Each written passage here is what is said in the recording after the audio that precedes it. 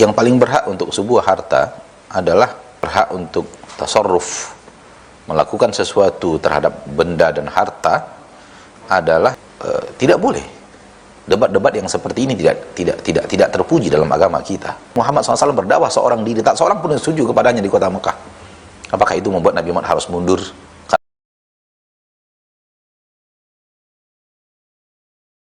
Ini ada pertanyaan dari hamba Allah. Assalamualaikum Ustaz. Waalaikumsalam warahmatullahi wabarakatuh. Semoga Ustaz dan seluruh muslimin dijaga oleh Allah Subhanahu wa taala. Mungkin juga yang bertanya, insyaallah. Ustaz, kami memiliki orang tua yang sudah meninggal dunia. Sertifikat warisan rumah orang tua kami diperbarui dengan mengatasnamakan sebagian anak-anaknya. Mereka tidak rela bila warisan tersebut dijual, Ustaz. Mohon nasihatnya Ustaz atas situasi tersebut. Apa yang mesti kami lakukan sebagai anak-anaknya? Semoga Ustaz dan seluruh kaum muslimin selalu dilindungi Allah Subhanahu wa taala. Wassalamualaikum warahmatullahi wabarakatuh. Amin ya rabbal alamin. Yang paling berhak untuk sebuah harta adalah orang yang memiliki harta. Dan orang yang tidak memiliki harta tidak berhak mengatur harta orang lain. Ini adalah peraturan agama kita. Kaidahnya adalah yang berhak untuk tasarruf, melakukan sesuatu terhadap benda dan harta adalah pemilik harta dan benda itu. Ketika orang tua sudah meninggal dunia, maka harta pindah kepada hak ahli waris sesuai dengan jumlah mereka yang masih hidup ketika seorang orang tua meninggal, dan mereka diberikan oleh Allah jatah masing-masing dan sudah dibahas di dalam Al-Quranul Karim. Oleh karena itu harta orang tua yang ada yang tersisa tidak boleh dikuasai oleh sebahagian ahli waris dengan mengatakan tidak mau dijual dan semacamnya.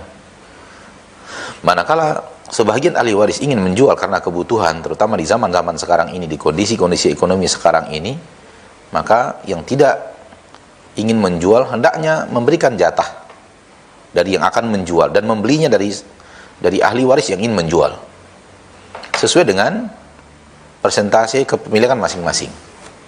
Semisalnya rumah itu diperkirakan dengan harga 2 miliar, kemudian ahli waris misalnya 5 orang masing-masing mendapatkan 1/5 daripada, misalnya 1/5 daripada kepemilikan rumah itu, punya hak untuk menjualnya. Maka yang tidak mau rumah itu dijual hendaknya membayar jatah dari ahli waris yang ingin menjualnya, dan dia membeli dari saudaranya, sehingga setelah dibeli dia memiliki hak setelah itu 2/5 daripada rumah, dan rumah itu diperkirakan sekiranya dijual di waktu itu kira-kira berapa harganya, harga pasarannya dengan kondisi ekonomi yang sekarang. Kemudian yang tidak mau menjual hendaknya membayar jatah dari ahli waris yang ingin menjualnya, sehingga dia memiliki 2,5% dari rumah, 20% daripada rumah, 40% ya, 2,5 dari rumah, 40% daripada rumah itu, disebabkan 20%-nya dia dapatkan dari hak waris dan 20%-nya hasil dia membeli jatah saudaranya. Seperti itu, Allah Ta'ala ala wa alam bisawab. Nah, syukur Ustaz atas jawabannya. Semoga bisa dimengerti untuk saudara kita yang bertanya dan menyelesaikan permasalahan harta warisnya. Bertanya, qadarullah selama school from home atau belajar di rumah, anak kami ditugaskan untuk melaporkan foto-foto kegiatan selama di rumah. Lalu foto-foto tersebut di-share dan dijadikan status oleh gurunya, Ustaz. Bagaimana sebaiknya sikap anak? Apakah mengingatkan gurunya atau anak mengingkarinya dalam hati saja, Ustaz? Mohon pencerahannya, Ustaz. Barakallahu fiik. Ingatkan gurunya untuk tidak men-share foto dari aktivitas kita yang diharuskan. Tidak semua orang tua ingin anaknya dipajang di media sosial. Dan apa hak seorang guru untuk kemudian memajang foto orang lain? Ya. Walaupun kegiatan anak, tidak pantas kita untuk melakukan itu tanpa ridho manusia.